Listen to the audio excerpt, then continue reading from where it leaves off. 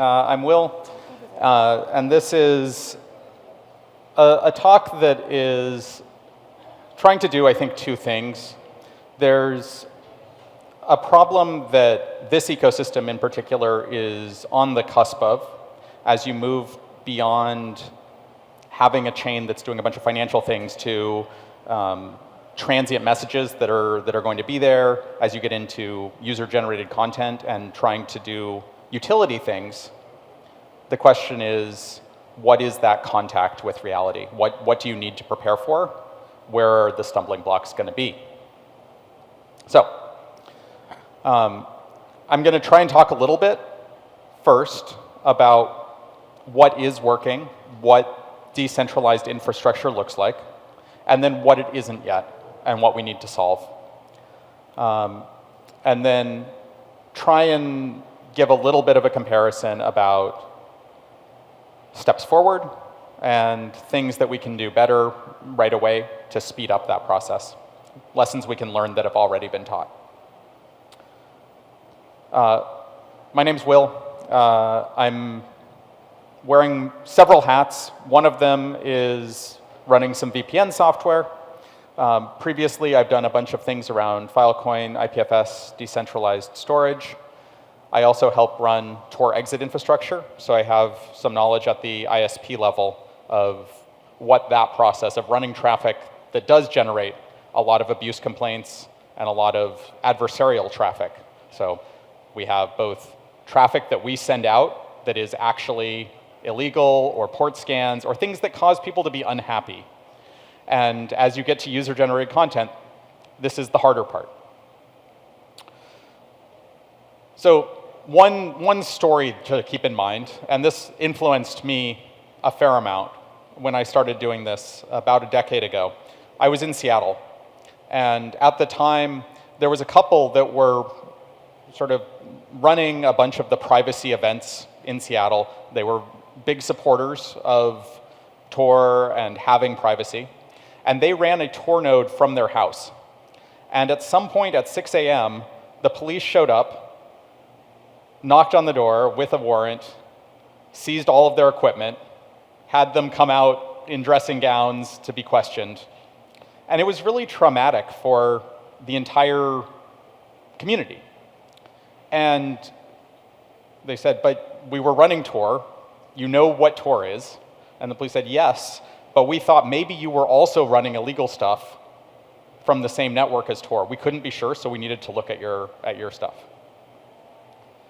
And so when you think about these DePIN networks you're making, are you going to have someone running the node that doesn't even know what they're doing, and then the police show up at 6 a.m. and say, hey, there was illegal content on your computer that got served. We got a report of this IP. Your ISP said it was you. We need to make sure and understand what's going on.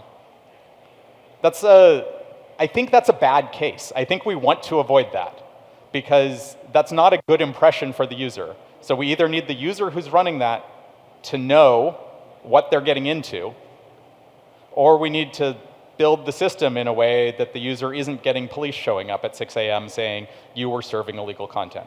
And so that's not what we've built our decentralized infrastructure to do yet, right? It's, oh, you contribute to the network and messages that pay, you'll pick up a job, you'll do some work.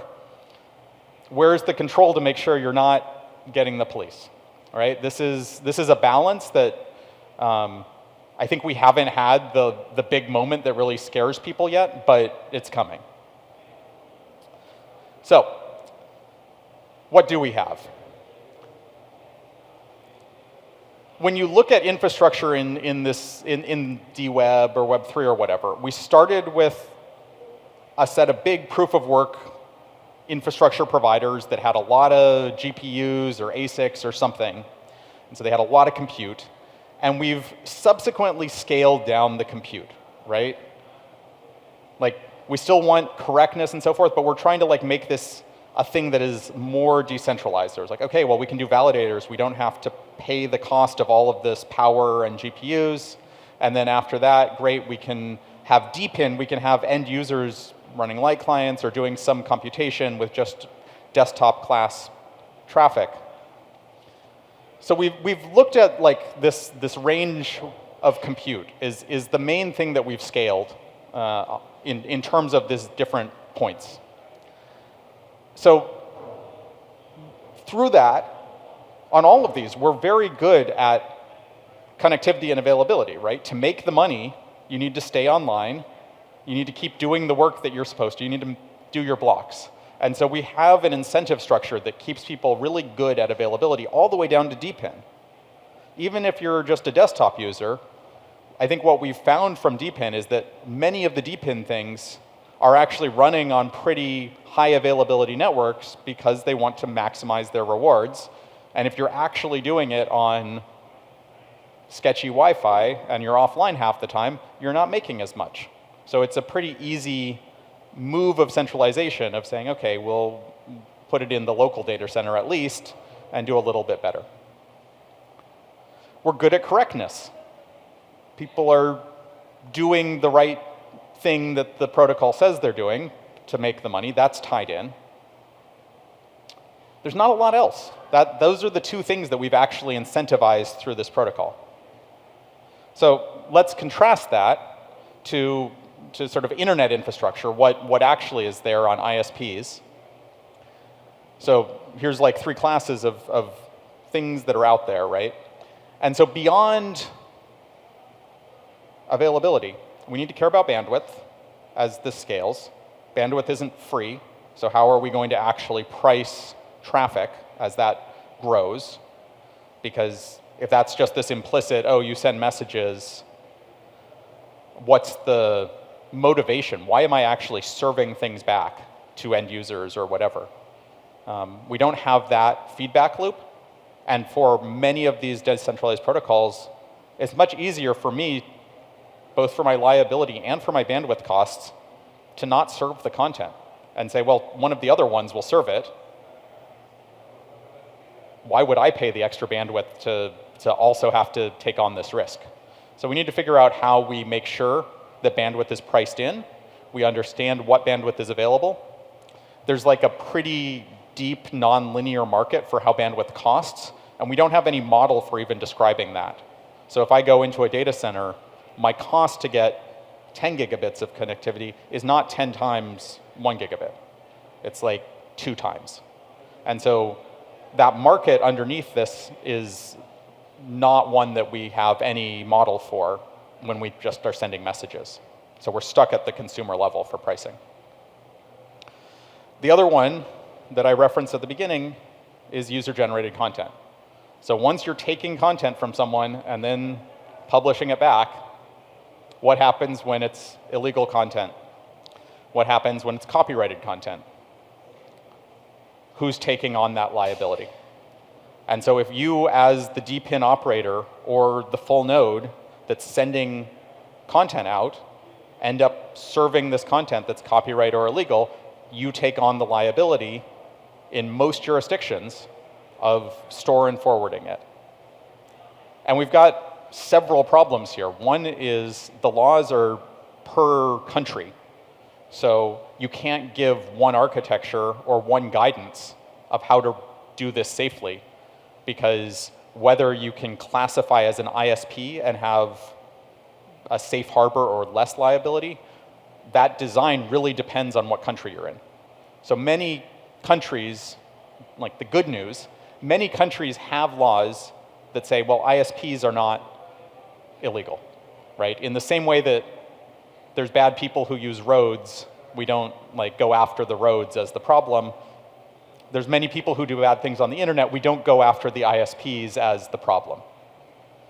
And so for most of these networks that we're modeling, the way we try and say, well, we're just a network, we're not doing the bad thing, bad people use our network, is we need to be classified as ISPs or under the laws that protect ISPs. But those laws are not the same in different countries. And so you're going to have your local communities figure out what they need to be safe per country, and what that means may change per country. And that's annoying complexity as we hit this real world. So what do? This is trying to just be that quad chart. Do we want to make our DePIN and our nodes that exist in our communities today do better? Right? The challenge is they haven't approached this yet, so they're going to have to face this whole set of problems, and it's going to be painful. Or is there some way to use the existing ISPs or the existing hosters, VPNs, providers, and pull them in to also host us?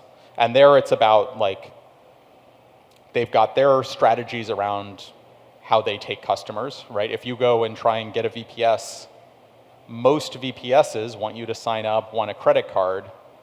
What does it take for one of those VPSs to say, we'll take crypto users and we'll run a gateway, and we can apply our protections for blocking bad content, but we want to make it more accessible to Web3. So I think you do both in some sense, but recognize that you're facing very different challenges. There's a couple other things that are further out. There are groups that are working on just making other infrastructure in parallel. That'll save you some time. One thing that is starting to happen is larger groups that are running infrastructure will find ways to contract part of the time from a human network operator to deal with these problems. So rather than your infrastructure having this big cost of going from, okay, I have a passive machine that's a validator running, it's doing its computation, and occasionally I go in and update the software. Pretty cheap, some capital expense, but not bad ongoing operations. If I have to hire someone to do the operations ongoing to deal with user complaints and stuff, that's a lot of money. And so we need better ways for me to say, I don't actually need an ops person. What I need is 5% of an ops person to monitor the email box when there's a problem. And so getting that better fractionalized so that a lot of different DePIN operators or validators can share someone to deal with user abuse complaints so that that cost isn't so high can help with a lot of this transition. So, other things here, having clearer interfaces of those valuable shapes, so being clear that utility comes with user-generated content. There's an expectation if you're running these interfaces that are going to end up talking to users that there's going to be user-generated content. White papers on where we know it's safe, who to talk to, and then having operators form coalitions and build out hardening around responding to these things is really the set of things that I can offer now, along with whatever questions you have around this. So thank you. You can find me in many places as Will Scott, and I'll be around for questions. Thank you. This to turn on. There you go. Thank you, Will. I actually have a Helium node from years ago. It was like when, do you remember when it was like you had to wait a year for it to get shipped to you? And it was like this cool thing. Now it's like anybody can just get it. It's amazing. Do we have a microphone for any questions? Cool. Who's got a question for Will? Cool. I have a question. So I know with like the hackathon upstairs, I always want to kind of bring it back to that. If anybody has questions about stuff, do you think there's going to be some like hardware stuff that people are doing upstairs? Is there anything that we can say to them that might help out? I think the strategies that builders are using of using gateways continues to work. And gateways are probably one of the easier stopgaps here. If you've got something in between your decentralized network and the apps, that's the focal point for all of these complaints and problems. And so it's only when you are having apps and end user experiences going directly into your network and you're engaging with actually decentralization that we now need to deal this other set of risks and push it back. So for a lot of prototyping, we don't face this problem and we can ignore it. but it's one that's going to be sneaking up on us and figuring out what we can learn from the operators, right? For a while, IPFS.io, which was serving all of the NFT content and things like that, had a very long list of content it wouldn't serve because it had gotten complaints that that content was illegal. Great. Once you get into the cadence of getting those, it's not hard to add more things to your list of bad content that you won't serve. And in general, that has worked for 5 years, right? That the people actually hosting that content have not gotten nasty grams saying you shouldn't host this, because the utility and the end users go to this intermediate gateway, and that's where people are concerned.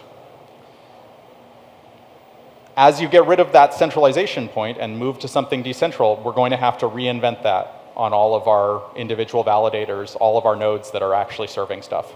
And it's a bigger problem because of jurisdictions, because a lot of our operators aren't set up to do it. So we'll get there. It's going to be painful in the intermediate bit. That's what being early is. We get to be the pioneers. Everyone give a very warm thank you to Will for his talk. This is amazing.